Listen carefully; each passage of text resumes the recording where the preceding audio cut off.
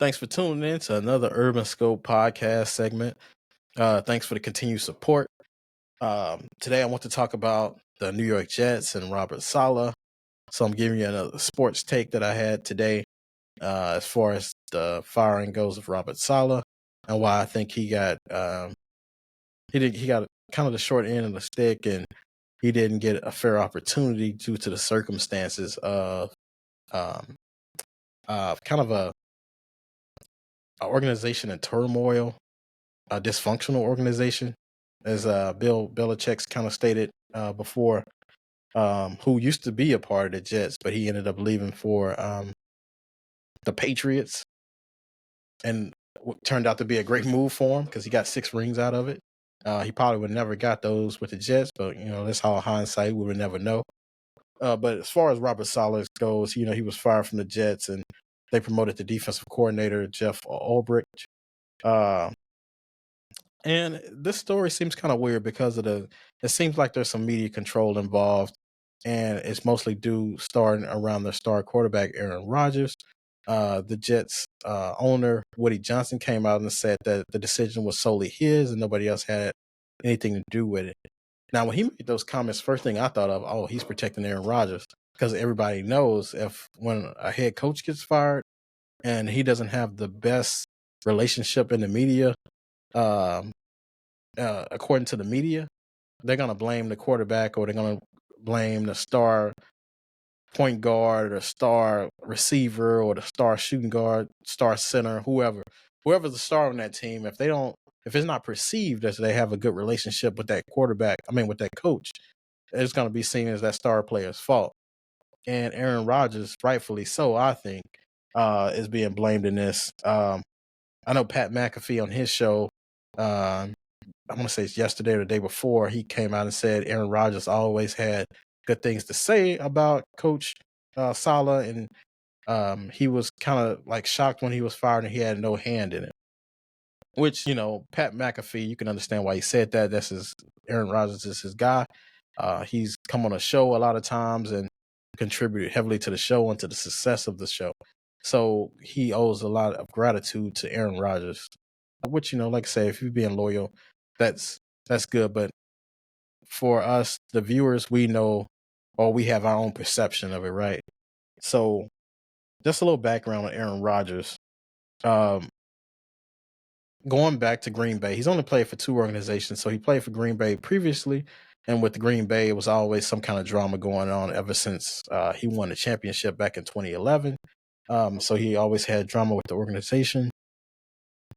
Typically in the off season, he would say, "Hey, I'm thinking about retiring," and then he would come back. Kind of what Brett Favre did prior to him when Brett Favre played for the Green Bay Packers. Also, Aaron Rodgers he never took accountability for the team losses. He never took accountability for his play, and he always pretty much finger pointed at other people. So, of course, when your coach gets fired, we're going to say, you're not going to take blame and say, oh, I threw 3 interceptions last game like you did. And he's never going to take the blame for it. He's going to say the system that I'm in, I'm not getting enough blocking. The receivers not getting open. The receivers are too young. I don't have enough chemistry. But he did fail to show up for OTAs. And he was basically saying that, I can't show up to OTAs because I had a trip already planned, but it was very important that he got that timing right with his team and with his coaches and with his receivers. And that time that he lost, a lot of people thought he was like, he's gonna figure it out, but like, you can't figure it out during the season. That's what the OTAs and the off season is for you to get that time and get that rhythm, especially when you're new to the team. This is the second year with the team, but of course he tore his Achilles last year, but he didn't have the continuity with the team or the flow with the team because he was injured all of last season. So it's very important that this year he was going to get that playing time and get those snaps in with those players, especially with young players. He had a defense that was ready, but the offense was kind of young. The defense is pretty young too, but the defense already had the reps in. Everything was ready to go. Now the defense looks worse because the offense is turning the ball over and just not being productive with what they have.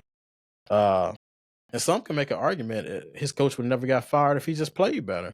He threw 3 interceptions the last game, and they lost a game that they were supposed to win, that they should have won. So that was pretty much the last straw for the team.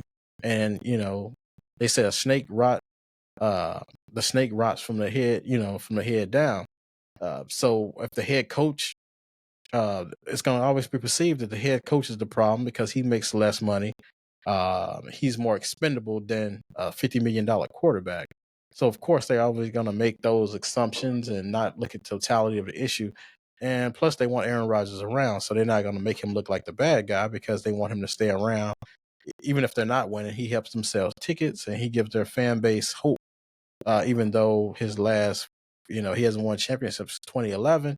He's been knocked out of the playoffs in the first round the last couple of years in Green Bay.